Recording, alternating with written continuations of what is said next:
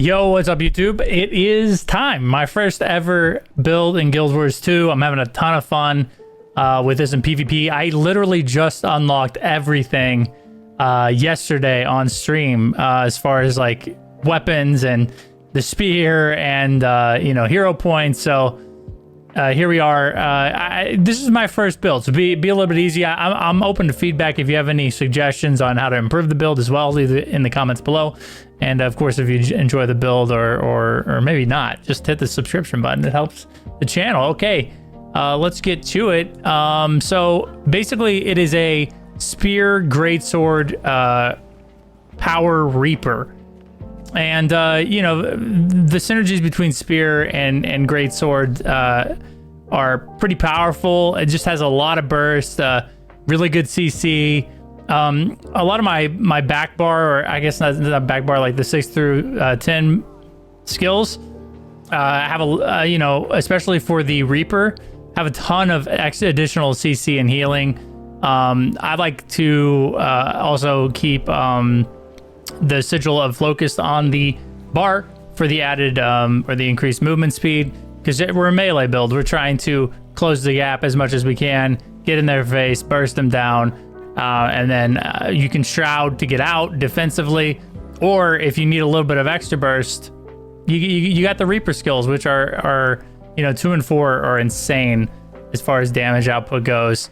Yeah, let's get right into it. Obviously, you guys are pretty familiar, probably more so than I am, with the skills of the spear and the greatsword. So let's go through this. This is your basic attack, obviously. Perforate's extremely powerful in the DPS department. It also gives you sustain, lets you heal up or heal up on damage, and then if you're at low health, you get increased healing from it. So it's just it's insane. Like, this is like probably the most powerful ability in the kit. Perforate is. You can reset perforate with a double 4. So you're this guy's killing that guy. I don't want to butt in there. All right, so you can open with 2, 4 to blink to them if they're trying to run away, and then you 2 again. It's just an actual insane amount of damage, and you don't even really have to stack shards for it. If you do stack shards, obviously you're gonna get even more damage output. But it's very useful, especially when 4 not only doubles as a cooldown reset, but it can also gap close for you. If you're, way far out, or you have someone running, or you're against a ranged guy that's trying to kite you, just the synergies between 2 and 4 are pretty insane.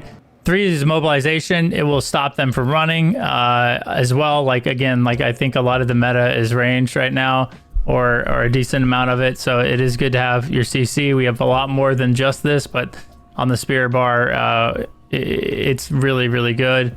5 basically.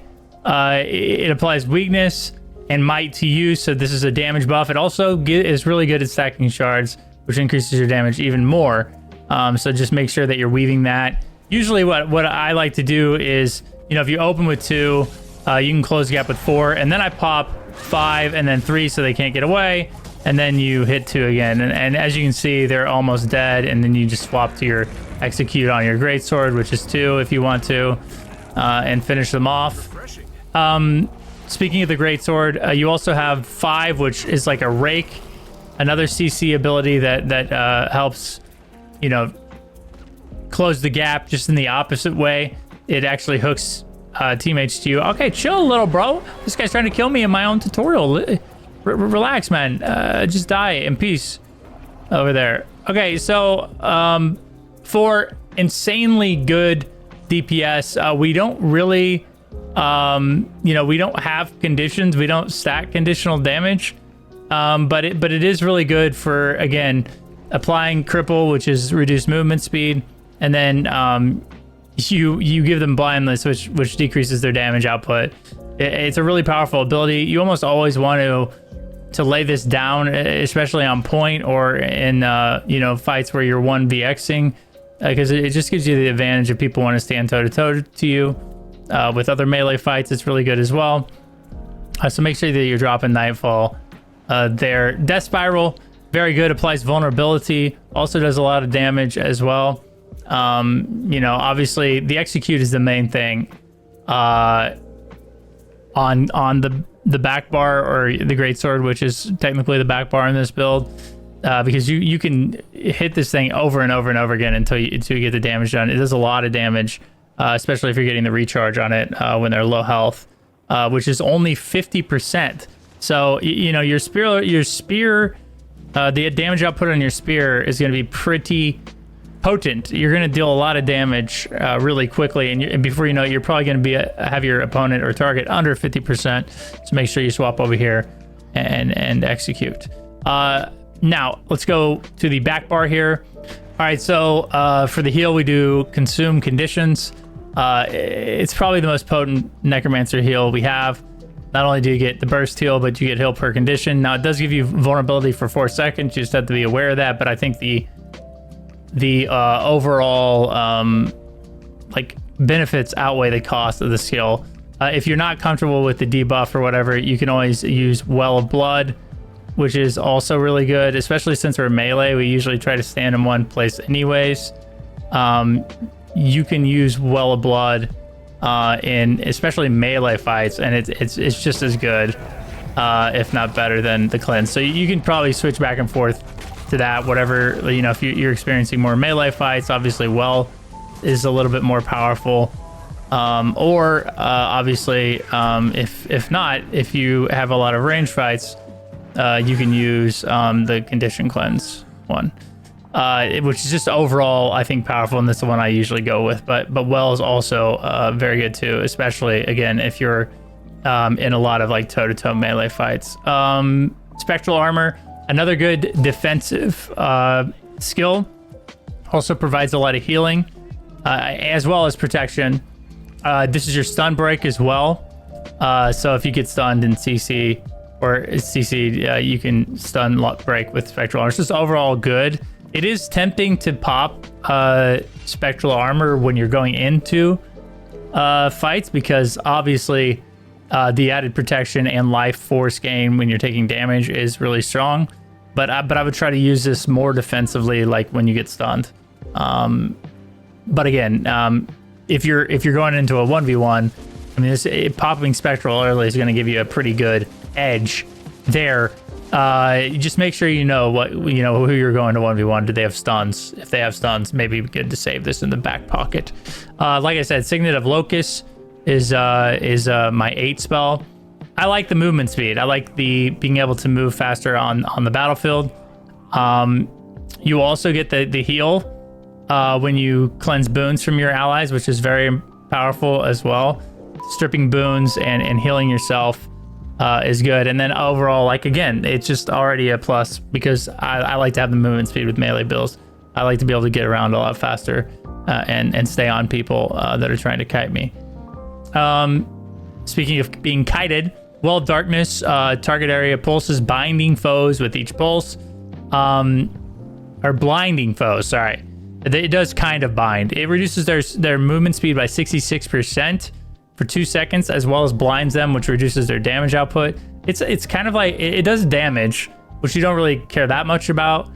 But again, like, we're melee, so we want to make sure that we're keeping our target locked down, or at least slowed as much as we can.